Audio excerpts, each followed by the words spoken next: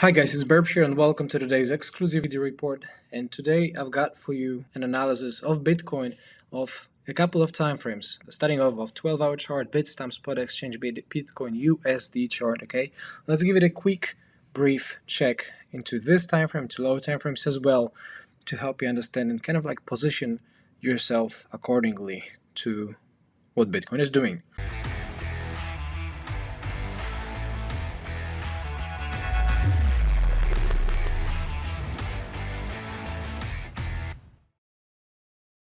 We have just seen what I would refer to as the most important breakout. The most important breakout that you have seen in the entire time, ever since the correction started, of breaking below $63,000, which actually happened in here.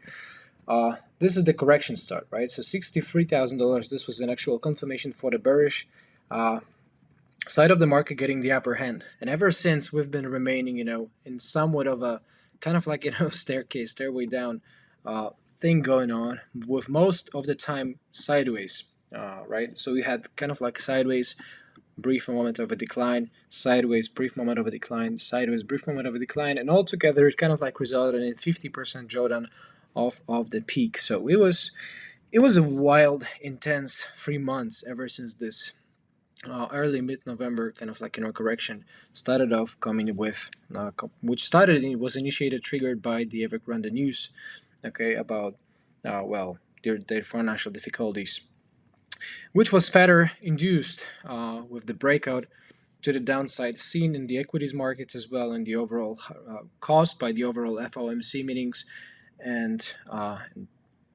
what it may happen to be empty promises from the Fed side about the rate hikes. Whether or not it will happen, we will find out most likely in March.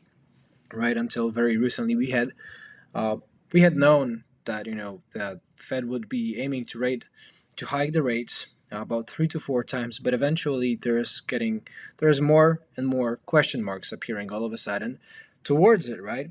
And the very recent FOMC meeting, which we supposed to actually just bring some answers, brought no answers whatsoever, and gave us more time for the equities and for crypto to bounce back off of the lows. For Bitcoin, the lows were set and positioned at around $33,000. But like I said, this is not the most important point, because the bounce itself is fine. We had several bounces, before. This wasn't really as spectacular as you would imagine. But right now, for the first time, basically, we are now looking at a proper breakout, which is the first breakout that I had been anticipating for such a long time. For those who actually know and keep watching, the reports, the YouTube webinars, okay, the exclusivity reports, just like this one. You know that this, ever since giving a floor, giving the floor of the entire decline to the dynamic resistance level. The lowest level that it had to actually break through was 40365. 40365 was this current time frame trailer resistance that got broken above. Okay, Bitcoin broke above this dynamic resistance for the first time ever since the correction started in here. Okay, so this is unprecedented event, which in my opinion confirms that Bitcoin is ready to get bought back and move upwards, move to the upside, even more aggressively. This is significant, right? This is what, some would refer to as just a tiny candle, just one of a candle. Bitcoin is still 40% down, but it's also, quite a lot, in the distance already since the very floor of $33,000, right? So it is unquestionable that the first time since the correction started, we have just seen what I would refer to as the most important confirmation for the reversal of the entire Bitcoin's correction. So here, if we are to trust the charts, and that means that we of course assume that no external factors disturb it, no military expansions, no military emergencies, conflicts, tornadoes, hurricanes, catastrophes, etc., pandemics. Unless anything like that happens, another black swan comes in, Bitcoin is technically set and the chart is technically ready to see a proper recovery into into $60,000 and possibly new all-time highs, right? This is a huge, huge implication of this breakout that we are seeing. So the chart shouts that reversal is confirmed. The bottom is in. If we apply other measures, right, just like the baseline, you can tell that the baseline is right now healthily accelerating to the upside. It's accepting, a bit of a higher momentum coming in. The money flow seems to be bullish. As you can tell, that the slope of this hybrid average growth of the baseline is a bit more aggressive than it was before, right? So right now, this very powerful move, to the upside, just gave a lot of momentum on the bullish side, right? Which may further induce even more FOMO coming in as people have to cover further shorts, okay, and which means they need to buy back higher, right? Or they risk cascade liquidations. So one way or another, the shorts would eventually get squeezed because such a powerful breakout outside any like regular average volatility just implies that regular shorts were trapped inside the regular volatility range defined just, for instance, by the baseline bands.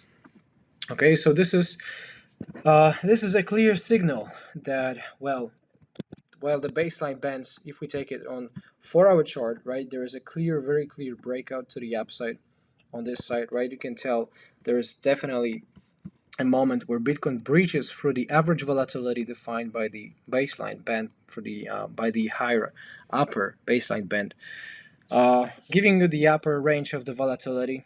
Okay, you see there was not only one candle but the other consecutive candle close outside the regular volatility, confirming even more additional confirmation, just like I said, for the upwards orientation for the breakout. This is a very strong breakout. Candlestick wise, clear break above the resistance. Well, eventually, most likely, there's going to be some local tiny bit of correction. You can tell Bitcoin is still moving inside currently, this region of the volatility range given by the 4-hour time frame baseline bands. And here you can tell that there is an overall retest inside the previously described volatility volatility range, volatility-based supply zone given by the 12-hour chart. So, long story short, if you are a very short intraday trader and you were wrong about your shorts, you want to now get into a position, perhaps just maybe, it's better to wait for a proper breakout outside these bands, and just like Bitcoin confirmed already, the breakout on the 4-hour bands, on the 4-hour volatility, perhaps it's better to see another pinch of momentum, another loads of momentum getting here on the track, back on the track from the bullish side, right?